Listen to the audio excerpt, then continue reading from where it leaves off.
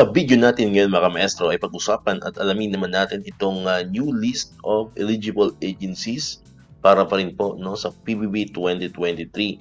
Update po yan ngayong araw, February 8, 2025. Ayan, so upon checking po no, sa website po ng PBB Secretariat, nakakita po tayo dito ng apat na bagong mga agencies na eligible na rin po for PBB 2023. Ayan, so papakita ko po sa inyo mga kamaestro yung apat na agencies po na yon na available na po para sa PBB 2023. So muli ang source po natin ito ay sa website po ng PBB Secretariat. Ayan, so ito po ay para sa mga constitutional offices mga kamaestro.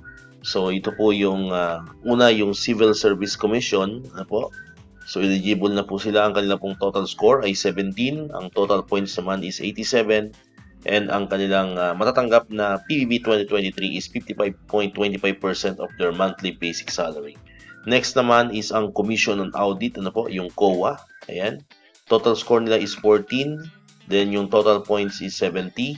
Ang kanila pong matatanggap naman is 45.5% of their monthly basic salary. Pangatlo po ay ang Commission on Human Rights. Ayan, 15 po ang kanilang natanggap na score. Then total points is 75. Then, ang kanila pong PBB 2023 is 48.75% of their monthly basic salary.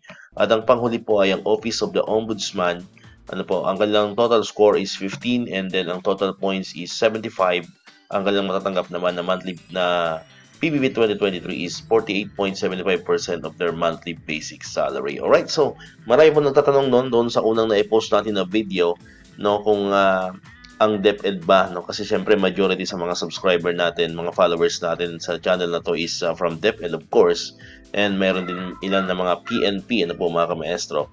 So may nagtanong kasi doon sa comment yung PNP and DepEd yung particularly po na nagtanong sa mga comment section na nababasa po natin kung hindi na raw po ba eligible ang DepEd at ang PNP. So hindi pa po natin alam kung eligible or hindi eligible of course ang PNP and ang DepEd kasi hindi pa na po naipapalabas or nire-release ang scorecard po So ibig sabihin wala pa pong result ang scorecard para sa DepEd and para sa PNP. So abang-abang po tayo mga kamaestro, especially sa mga kamaestro natin diyan.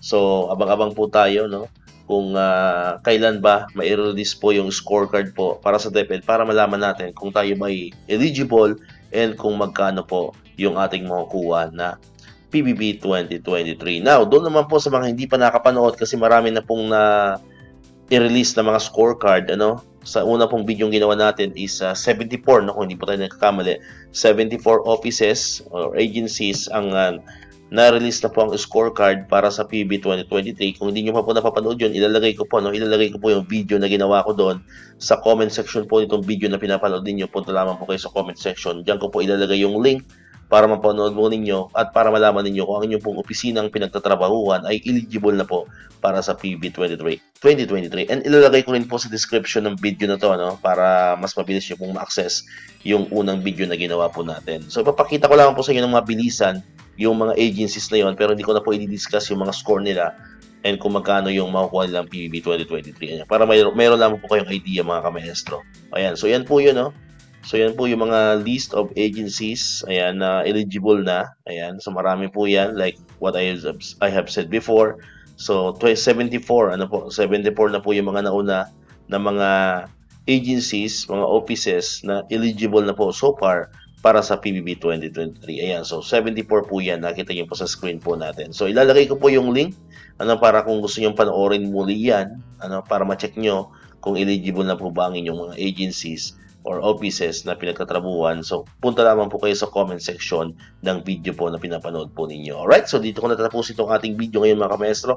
Kung di ka ba nakakapag-subscribe, click mo na ang subscribe button dyan para ikaw yung unang nakapanood ng mga videos na na-upload natin. Katulad dito, yung mga updates pa rin patungkol sa PBB 2023 and other benefits sa mga teachers and government employees. And syempre, click mo na rin ang notification bell button para manonotify ka. Always updated ka pag may mga bago tayong uploaded na videos. So muli, maraming salamat sa inyong panonood at pakikinig.